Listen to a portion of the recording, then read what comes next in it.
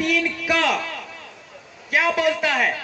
अनुच्छेद 13(3) का कहता है कि आदिवासी के ऊपर कोई भी सामान्य कानून लागू नहीं होता।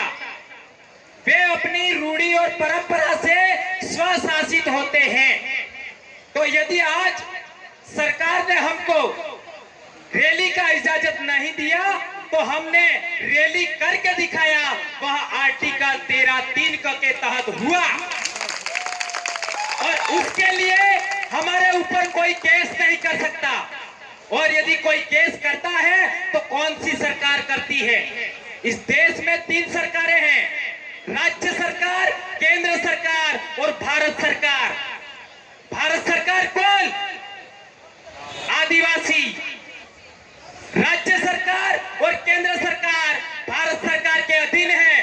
तो नरेंद्र मोदी हो चाहे राज्य का मुख्यमंत्री हो, वो आदिवासियों के नीचे नौकर है। ये मैं नहीं कह रहा हूं, ये आर्टिकल 244(1) भी बोलता है। आर्टिकल 244(1) बोलता है कि आदिवासियों के ऊपर कोई सामान्य कानून लागू नहीं होता, वे स्वशासित होते हैं अपने रूढ़ी और परंपरा से।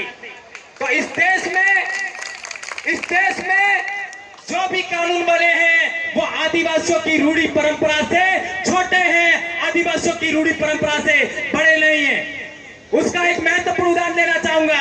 आज देश का आदिवासी चाहे किसी भी राज्य में हो, उस आदिवासियों में, महिलाओं में जो समानता का भाव है, इस देश का एक भी गैर आदिवासी दिखा दे कि इतना समानता का भाव किसी महिला में, किसी समाज ने दिया? क्या दिया? नहीं दिया।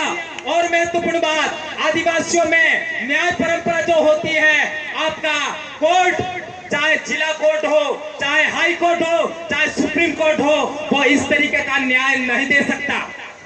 इस वजह से सुप्रीम कोर्ट ने नवंबर 2013 में वेदांता वर्सेज ओडिशा सरकार में कहा कि आदिवासियों के ऊपर न्यायपालिका का कानून लागू नहीं होता, आदिवासी के ऊपर